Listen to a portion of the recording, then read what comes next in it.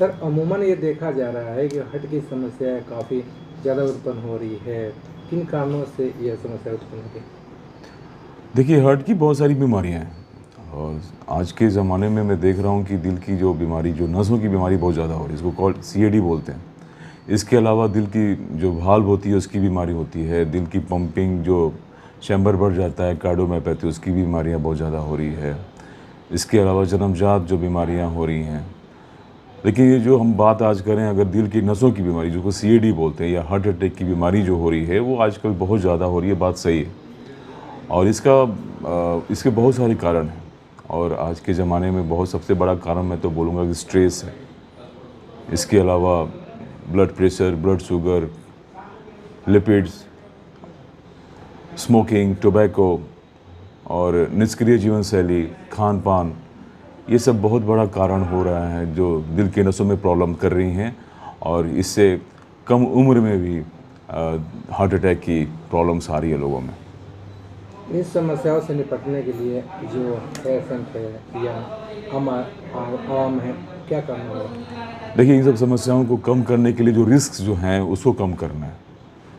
अगर कोई इंसान अगर डायबिटिक है, हाइपरटेंसिव है, तो वो अपने शुगर को, ब्लड प्रेशर को कंट्रोल करे और लिपिड्स अगर बढ़े हुए हैं वो उसको कंट्रोल करे, अपने खान पान पे ध्यान दे, अब एक्टिव रहे। निष्क्रिय जीवन शैली बहुत बड़ा कारण है। स्ट्रेस फ्री रहें, मोटापा कम करें, टोबैको स्मोकिंग को छोड़ दें।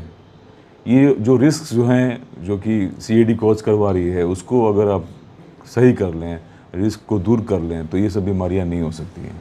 इसके अलावा भी जेनेटिक फैक्टर्स भी होते हैं, तो जिसके फैमिली हिस्ट्री स्ट्रांगली पॉजिटिव है, उसको हमेशा अलर्ट रहना है, उसको हमेशा अपने लाइफस्टाइल को मॉडिफाइड करना है और अगर उनके साथ भी अगर कोई इस तरह की प्रॉब्लम्स हैं तो उसको कंट्रोल करना है, जैसे कि शुगर, बीपी और अपनी लाइफस्टाइल को। तो ये सब जो करके अपने सीएडी जो कोरोनरी आर्टरी डिजीज़ को से बच सकते हैं, एमआई से बच सकते हैं। जैसे आम लोग हैं, उनको कैसे पता चलेगा मुझे हार्ट की बीमारी है? आखिर लक्षण क्या है?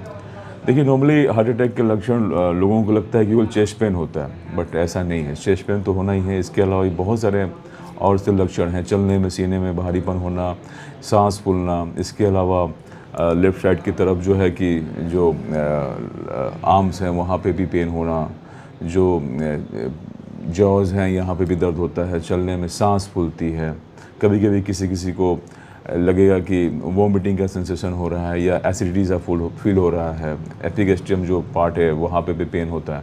तो बहुत सारे लक्षण हैं, पहचानना ज़रूरी है और अब अगर इस तरह की तकलीफ़ हो तो अपने नज़दीकी डॉक्टर से मिलना बहुत ज़रूरी है, क्योंकि आज के ज़माने में मैं तो कट ऑफ जो 25 ईयर ही बोलता हूँ। कोई भी इंसान चाहे मेल हो या फीमेल हो, अगर 25 साल की उम्र हो गई है तो अपनी रूटीनली अपनी जाँच कराएँ और सिम्टम्स हो तो किसी भी समय पर। कल ही मैंने एक 18 साल की लड़की जिसको भी पेन हुआ था और उसको हार्ट अटैक आया था, तो उसको ट्रीट किया मैंने। और इसलिए सचेत रहें, अलर्ट रहें और अपनी जांच ज़रूर से ज़रूर कराएं, अपने ब्लड प्रेशर की, अपनी शुगर की, अपने लिपिड्स की, अपनी हार्ट की। एक लिमिट हमने बताया 25 साल, उसमें स्टार्ट कर देना। प्राइमरी जो ट्रीटमेंट है वो जरूरी है। जांच करना ज़रूरी है। जांच में अगर पता चलता है कि आपको दिल में प्रॉब्लम है तो ज़रूरी है उसको इवैल्यूएट करना, उसको देखना। इससे हम लोग मेजर इमरजेंसी से बच सकते हैं, हार्ट अटैक से बच सकते हैं। जिस तरह से तरह तरह की बीमारियाँ उत्पन्न हो रही है, तो क्या उसको लेकर जो ये रूटीन जांच होता है वो करानी ज़रूरी है? ज़रूर। अगर फैमिली हिस्ट्री है, अगर दिक्कत हो रही है, अगर सीने में भारीपन हो रही है, चलने में सांस फूल रही हैं, तो अपनी हार्ट की जांच तो ज़रूर कराना है। या इसके अलावा भी किसी को चक्कर आता है, किसी की धड़कन बढ़ जाता है, बार बार बेहोश होता है, तो उसको अपनी धड़कन की भी जांच, जो दिल की धड़कन है उसकी अलग बीमारी होती है, उसकी भी जांच करनी ज़रूरी होती है। हमारे क्षेत्र में इस तरह के मरीज़ बहुत सारे हैं जो कि बार बार चक्कर आता है, बार बार बेहोश हो जाते हैं। तो इसका मेनली कारण ये हो सकता है कि उनकी दिल के नसों में ब्लॉकेज हो। वो ब्लॉकेज अलग है, धड़कन की ब्लॉकेज बोलते हैं उसको, या उनकी धड़कन बढ़ जाती है तो उसमें भी तरह तरह के एरिथमियाज होते हैं, उसको रूल आउट करना ज़रूरी है। तो इसलिए कोई भी सिम्टम्स हो, चाहे धड़कन की, चाहे सांस फूलने की, चाहे सीने में भारीपन की, तो अपनी जांच ज़रूर कराएं ताकि सही टाइम पे हम लोग अपनी हार्ट को जान सकें, उसको समझ सकें, उसका इलाज करा सकें। सर हार्ट स्पेशलिस्ट है, लेकिन क्या हार्ट के अलावा भी कोई रोग का यहाँ पे इलाज है? हाँ, यहाँ पे हार्ट के अलावा blood pressure, sugar, lipids, asthma और इसके जो कॉम्प्लिकेशंस हैं उसको भी हम लोग देखते हैं। सो यहाँ पे हर तरह की जो मेटाबॉलिक डिजीज़ है उसका हम लोग ट्रीटमेंट करते हैं और उसका निदान करते हैं हम लोग। एक डायग्नोस्टिक ट्रीटमेंट होता है, हर व्यवस्था हम लोग दिए हैं सोसाइटी को, जैसे कि 2D echo, stress echo, Holter, TMT, सब कुछ यहाँ पे होता है।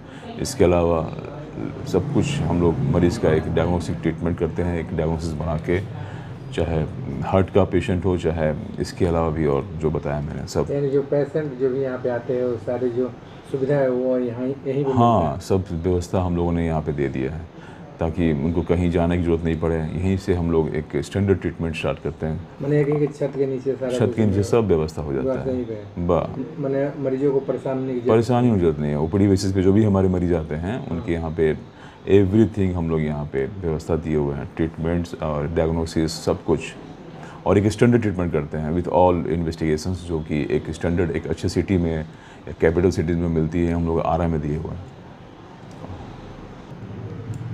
सर आप एक नया हॉस्पिटल खोलने जा रहे हैं, मल्टी हॉस्पिटल, जी जी जी।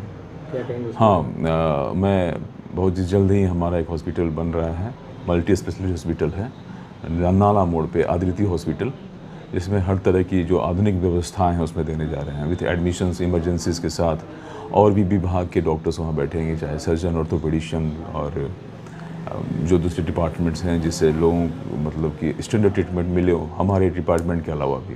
यानी फिजिशियन, सर्जन सारे बैठेंगे? फिजिशियंस तो हम लोग तो हाँ, पेडिट्रिशियन भी रहेंगे। हाँ, मोस्ट प्रोबेबिलिटी मैक्सिमम कोशिश ये रहेगी कि कुछ सुपर स्पेशलिटी डिपार्टमेंट के लोग भी हमारे पास, नेफ्रो, गैस्ट्रो के भी लोग वहाँ पे आएँ, और साथ में जो पेशेंट्स के जो और सर्जरी और हड्डी रोग विशेषज्ञ, गायनी के डॉक्टर्स भी वहाँ पहुँचे, ताकि एक ही छत के नीचे हर डिपार्टमेंट लोगों को मिल जाए। कोशिश हमारी ये रहेगी कि हर ट्रीटमेंट्स, आधुनिक ट्रीटमेंट लोगों को मिले। सर जैसे जो डॉक्टर है दवा लिखते हैं, दवा के लिए इधर उधर लोग भटकते हैं, क्या वो मेडिसिन भी क्या हाँ, छत के नीचे मिलेंगे? हाँ, यहाँ पे भी है, मेडिकल स्टोर हमारे पास है, या फिर हर तरह की व्यवस्था है, वहाँ भी हर तरह की है। एक हॉस्पिटल के अंदर जो भी फैसिलिटी मिलनी चाहिए सब मिलेगी उनको। वहाँ पे भी मरीजों को परेशानी नहीं हो, OPD, IPD, इमरजेंसी सब रहेगा वहाँ पे विथ, और मल्टी स्पेशलिटी डॉक्टर्स भी रहेंगे वहाँ पे। 24 घंटे सब 24 आवर सर्विस, एम्बुलेंस की व्यवस्था होगी। कोशिश ये रहेगी कि मरीज को हम लोग यहीं पे उनका डायग्नोसिस करें, वहीं पे ट्रीटमेंट करें, इनको कहीं ज़्यादा भागने की जरूरत ना पड़े उनको। जो भी मरीज आएंगे डॉक्टर से क्लियर हो जाए। कोशिश यही रहेगी। हाँ, अगर किसी की सर्जरी करवानी होगी तो उसको तो हम लोग बाहर भेजना ही पड़ेगा। अपना परिचय दे दीजिए। मेरा नाम डॉक्टर अमित जायसवाल है। मैं कंसल्टेंट नॉन इन्वेजिव कार्डियोलॉजिस्ट हूँ एंड डायबिटोलॉजिस्ट। अभी फ़िलहाल मैं हरी जी के हाथा में हूँ, हार्ट हॉस्पिटल मेरा अपना यहाँ पे। Thank you.